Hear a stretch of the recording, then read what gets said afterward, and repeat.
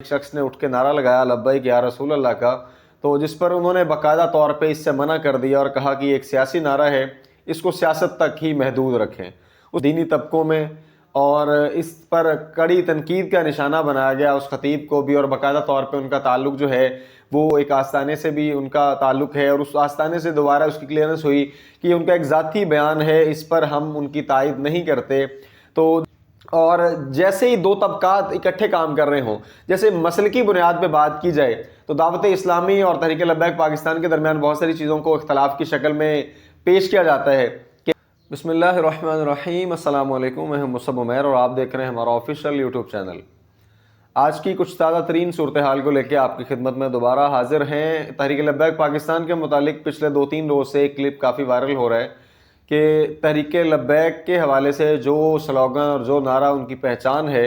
ایک خطیب جو ہیں ان کے جمعہ کے خطبہ کے دوران ایک شخص نے اٹھ کے نعرہ لگایا لبیک یا رسول اللہ کا، تو جس پر انہوں نے باقاعدہ طور پہ اس سے منع کر دیا اور کہا کہ یہ ایک سیاسی نعرہ ہے، اس کو سیاست تک ہی محدود رکھیں۔ اس کے بعد ایک باقاعدہ طور پہ بحث چھڑ گئی دینی طبقوں میں، اور اس پر کڑی تنقید کا نشانہ بنایا گیا اس خطیب کو بھی، اور باقاعدہ طور پہ ان کا تعلق جو ہے وہ ایک گدی کے ساتھ بھی ہے، مطلب وہ ایک آستانے سے بھی ان کا تعلق ہے، اور اس آستانے سے دوبارہ اس کی کلیئرنس ہوئی کہ یہ ان کا ایک ذاتی بیان ہے، اس پر ہم ان کی تائید نہیں کرتے۔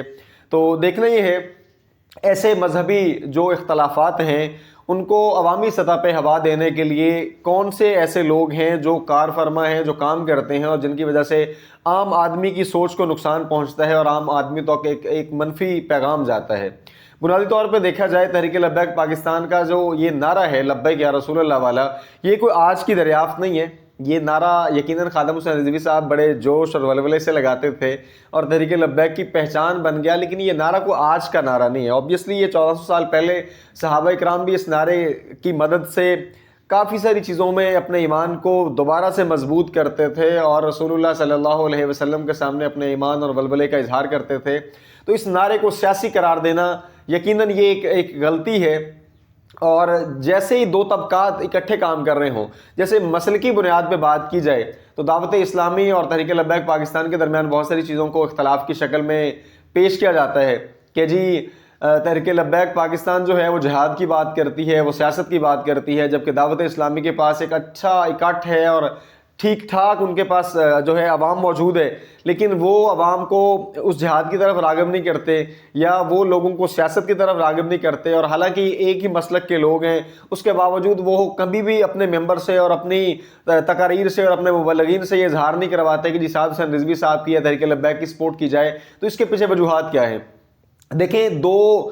طبقات جو کام کر رہے ہوتے ہیں، ہر ایک کا ایک اپنا طرز عمل ہوتا ہے۔ اسی طرح آپ دوسرے طبقے دیکھ لیں، ایک طرح سے یہ بریلوی جو مکتبہ فکر کے لوگ ہیں، ان میں تحریک لبیک اور دعوت اسلامی کے درمیان میں اختلاف ڈالنے کے لیے چند ایسی باتیں ابھر کے سامنے آتی ہیں۔ اب بریلوی مسلک سے ہٹ کے دیوبندی مسلک کی بات کی جائے، دیوبندی مکتبہ فکر کی بات کی جائے، تو اس میں آپ کو پتہ ہے ایک تبلیغی جماعت کا ایک پورا طبقہ ہے جسے ٹیگ لگا ہوا ہے یہ تبلیغی ہیں، اور دوسرا طبقہ ایک حد تک کام کرتا رہا، وہ آپ اس کو سپہ صحابہ کہہ لیں، سنی علماء کونسل کی اب وہ تحریک کا نام بن گیا، یا راہ حق پارٹی بن گئی۔ ان دونوں کا مزاج الگ الگ ہے، ایک جہاد کی بات کرتے ہیں اور ایک صرف اللہ کے راستے کی طرف بلانے کی بات کرتے ہیں۔ دونوں اپنی اپنی جگہ پہ براجمان ہیں اور دونوں اپنا اپنا کام کر رہے ہیں، اور اس میں لوگ فائدہ اٹھاتے ہیں کسی ایک طبقے کا نام لے کر دوسرے پر تنقید کروانا، یا دوسرے کا نام لے کر پہلے پر تنقید کروانا۔ دیکھیں، بنیادی طور پہ عقائد آپ کے ٹھیک ہوں، آپ اپنی ڈائریکشن میں ٹھیک ہوں، اپنی اصلاح کو لے کر چل رہے ہوں، اور آپ کا مدعا اور مقصد اور مطلب وہ رسول اللہ کے دین کو غالب لانا ہو، تو پھر ہر مکتبہ فکر میں جو بھی جماعت کام کر رہی ہے وہ اپنا ایک کی رول پلے کر رہی ہے۔ آپ مثال لے لیں کہ بجلی کی تار میں بھی 2 وائرز ہوتی ہیں، ایک نیوٹرل کا کام کرتی ہے اور ایک میں سارا کرنٹ آتا ہے۔ تو اگر دونوں کی دونوں نیوٹرل ہو جائیں پھر بھی کہانی نہیں چلنے والی، اور دونوں کے دونوں میں کرنٹ آ جائے تو پھر بھی کہانی نہیں چلنے والی۔ تو ہر مکتبہ فکر کے اندر جو لوگ کام کر رہے ہیں اس دین متین کے لیے، وہ اپنی ڈائریکشن کو سیدھا کرتے ہوئے اختلافات سے نکل کر اس وقت ہمیں اس امت کو جڑنے کی ضرورت ہے۔ اس امت کو اس ایسی نفرتوں سے، کینے سے، بغض سے، عداوتوں سے، ان چیزوں سے نکلنا ہے تاکہ امت ایک پلیٹ فارم پہ اکٹھی ہو۔ دیکھیں، صاحب حسین رضوی صاحب سے سوال کیا گیا تھا مسل کی بنیادوں پہ، انہوں نے بڑا پیارا جواب دیا تھا۔ انہوں نے کہا تھا کہ ہم ایک سیاسی جماعت ہیں، ہمارا کسی سے کوئی اختلاف نہیں ہے. مسل کی بنیاد پہ اگر ہم جائیں گے, ہمارے ووٹر اور سپورٹر تو اہل حدیث بھی ہوں گے, ہمارے ووٹر اور سپورٹر تو دیوبندی حضرات بھی ہوں گے, تو یقیناً ایمان والوں کو ایک نہج پہ, ایک سطح پہ اکٹھے ہونا ہے. اور جب تک یہ ایک پلیٹ فارم پہ اکٹھے نہیں ہوتے, معاملات کبھی نہیں سنبھلنے والے. یہی وجہ ہے پی ڈی ایم کی صورت میں پورے کا پورا جمگٹا جمع ہو جاتا ہے, سارا گٹھ جوڑ ہو جاتا ہے, 13 تک جماعتیں جمع ہو جاتی ہیں اپنے دنیا داری کے مفادات کے پیچھے. اسلامی تحریکوں کو کیوں اکٹھے نہیں ہونے دیا جاتا؟ یہی چھوٹے چھوٹے اس طرح کے معاملات ہیں. اور اسلامی جماعتیں جب تک ایک پلیٹ فارم پہ اکٹھی نہیں ہوں گی, یہ رسول اللہ کے دین کو تخت پہ لانے والا خواب ہی رہ جائے گا. تو بنیادی مسئلہ ہے,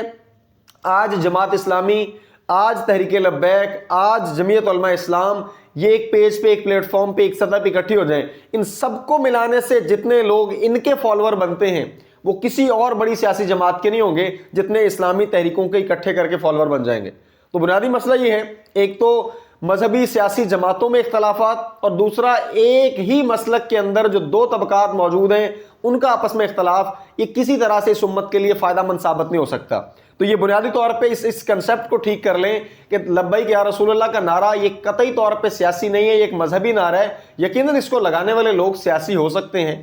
اور اس نعرے کو سیاسی کہنا یہ غلط ہے.